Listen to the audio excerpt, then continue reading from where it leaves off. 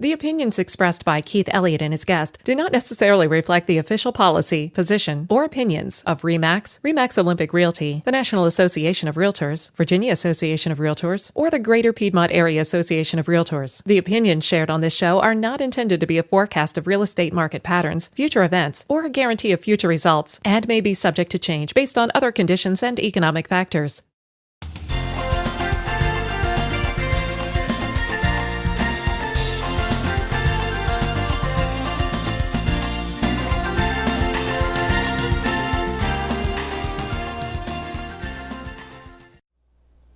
Hi, I'm Keith, and today I'll be talking to you about real estate auctions and what you'll need to know ahead of time if you're planning on buying a home at one. Now, when most people think about real estate auctions, the first couple of images that pop into your mind is usually one of a fast-talking auctioneer and a large crowd. The truth is, auctions can be a great way to buy a home for pennies on the dollar or at very low cost. The properties purchased could have significant risks, and you need to be prepared to deal with those risks in whatever shape they manifest. I'll point out some of these specific risks in a minute. Let's start with the real estate auction process so you can get an idea and an understanding of how they work. Initially, you'll want to meet with a lender of your choice to find out exactly how much you can afford and what they say you can be approved for. Next, you might want to work with a real estate professional to get a list of homes that meet your search criteria. Now, from that list, you'll only be considering homes that are going up at your local auction. If you see a property you like, you should tell your real estate professional and ask for guidance. You should also go ahead and register with the auction house and carefully read their terms and conditions. Make sure you fully understand what is required from you to participate in that auction. There's a lot of fine print. A few days before the auction, the listing agent that controls that property should allow potential buyers to come in and conduct a home inspection. In some cases, the utilities may or may not be on. It all kind of depends on if there are any known hazards or other disabling conditions that would prevent the utilities from being turned on. Assuming you have hired a licensed home inspector, he or she will perform your inspection and they'll advise you on any problematic areas that they discover. Once the home inspection has been complete, they may choose to send you a copy of that report. If there's little time and you aren't able to get a copy of that report before the auction, at least you have brought up any major concerns during the home inspection with your inspector, and you should know by then whether or not you even want to place a bid on that property.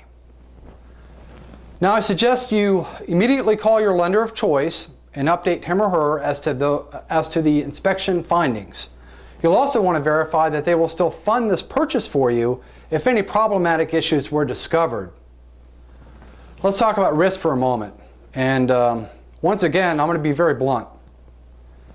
If you think you don't need to hire a home inspector to check out the home for you, then you could be potentially putting yourself up in a position of tremendous risk. Wouldn't it be nice to know that the appliances are okay, the HVAC system is operational, the wiring is to code, there are no building code violations, and there's no visual evidence of mold present? There are no animals living in the attic or thousands of snakes in the walls or the crawl space? That's the stuff you'd want to know, right? The home inspection is also the time when you should be calculating any replacement or repair costs to the home. Okay, so let's flash forward. It's the day of the auction. If you have a buyer agency agreement in place with your real estate agent, arrange to have them meet you there. Now, the agent may have to fill out some additional paperwork on your behalf. Get to the auction early. Find out when they open their doors and arrange to be there at that time. Now, by getting to the auction early, you'll have a chance to verify that you have everything in place to make your bid. There's no surprises. Make sure you bring with you your notes on that home, a copy of the home inspection report, the property identifier number, a lender pre-approval letter, a picture ID, your social security number, and your proof of funds. Now, if you're planning on bidding on multiple homes, bring multiple down payments with you. Expect to bring about $2,500 for each home or for each property.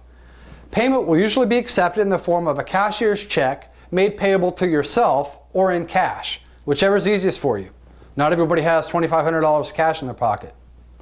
Before the bidding starts, you should know if the property you're interested in has a reserve price or what's called an absolute. Obviously, if it has a reserve price, that figure has to be met first before the home can be sold to a buyer. Now, an absolute auction has no reserve price. They just want it gone. So the highest bid wins that home. Each home bought at auction will also have a buyer's premium fee. Expect to pay a premium of 5%.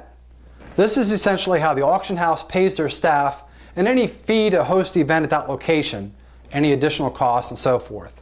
Okay, let's talk about the benefits and the risks again, this time about the auction itself.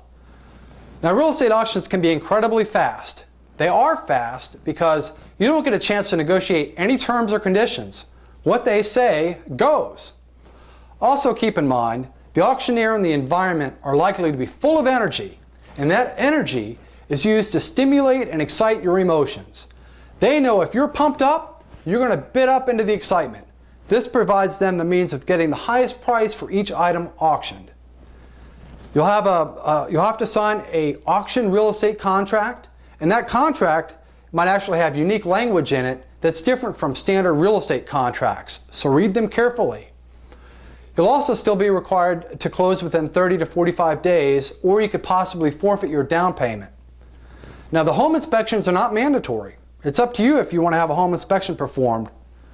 Your lender is going to request one if you're financing it. Each property is sold as is, where is, and with all faults. So if the property has no copper plumbing, 3 feet of water in the basement, or a colony of snakes living in the attic, those delightful challenges all become yours. They're not going to do one thing to address those issues. Just enjoy the snakes. You may be required to sign a release document, and this document may essentially say something like, fully and irrevocably release the seller, broker, and auctioneer and any employees from any potential lawsuits. You might also have to sign another release that says you accept full responsibility and liability for the home from this moment on.